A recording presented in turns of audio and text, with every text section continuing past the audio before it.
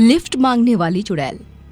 मुंबई के इतने बड़े शहर में एक छोटे से बस स्टॉप पर रात के 11 बजे एक औरत बस का इंतजार कर रही होती है। अरे आज तो बस आई नहीं। एक काम करती हूँ, किसी से लिफ्ट मांग लेती हूँ।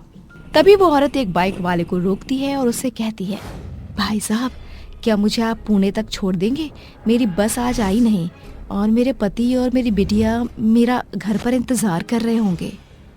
वो आदमी उस औरत को ऊपर से नीचे तक देखता है, जिसके बाद वो हल्की सी मुस्कुराहट के साथ उससे कहता है, हाँ क्यों नहीं, चलो बैठो, छोड़ देता हूँ।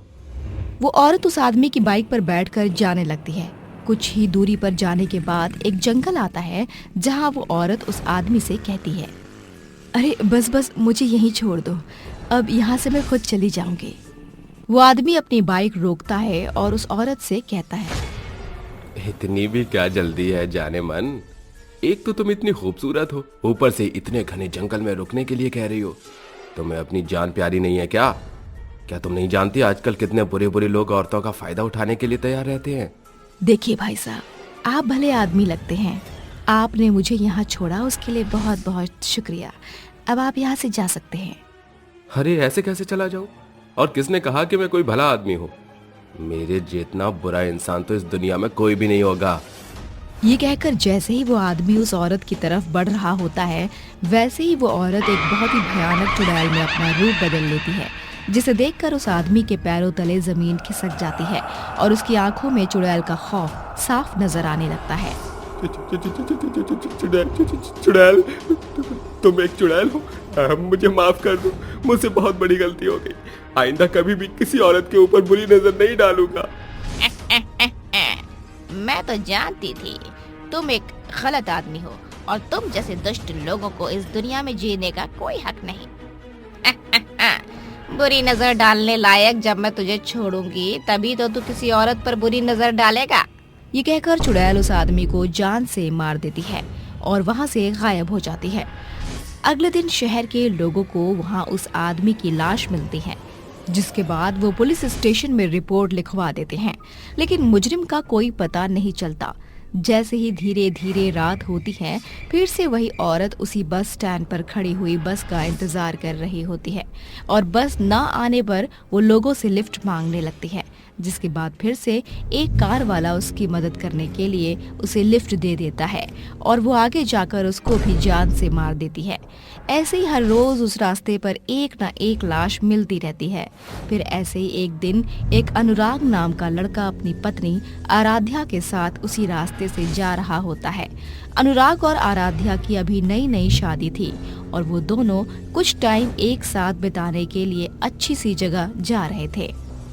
हमारी शादी को 1 महीना हो गया है और हम किसी अच्छी जगह नहीं गए। आज मैं तुम्हें एक बहुत ही अच्छे रेस्टोरेंट लेकर जा रहा हूँ जहाँ तुम्हें बहुत अच्छा लगेगा। आज मैं बहुत खुश हूँ क्योंकि आज हम दोनों एक साथ अकेले टाइम स्पेंड करेंगे।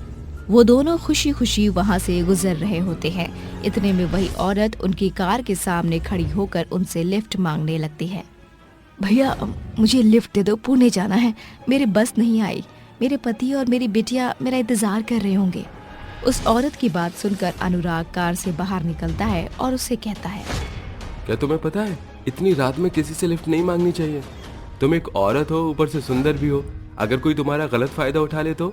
ऊपर से इतनी रात हो रही है और रात में कितने बुरे लोग इस रास्ते से गुजरते हैं। अनुराग का ये व्यवहार देखकर उस औरत को बहुत ज्यादा गुस्सा आता है और वो उसी समय अपने चुड़ैल के रूप में आ जाती है।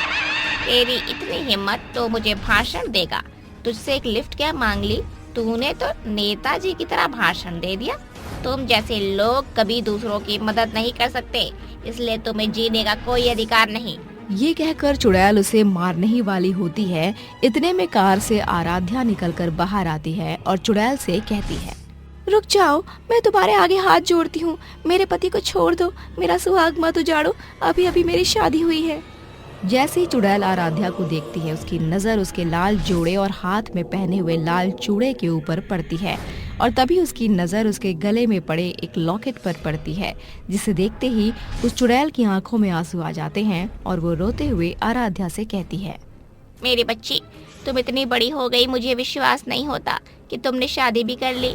तुम्हारे पिताजी कैसे हैं? वो ठीक तो है ना?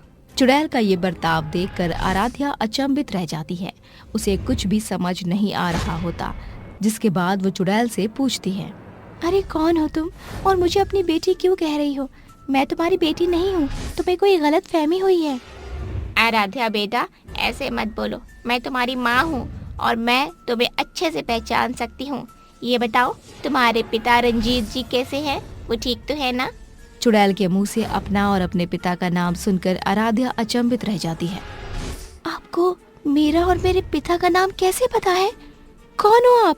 मेरी माँ तो मेरे पिता की गरीबी को देखकर मुझे और मेरे पिता को छोड़कर चली गई थी, फिर तुम कौन हो? और अगर तुम मेरी माँ हो तो तुम्हारा ये हाल किसने किया?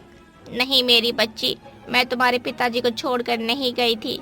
तुम हकीकत नहीं जानती हो।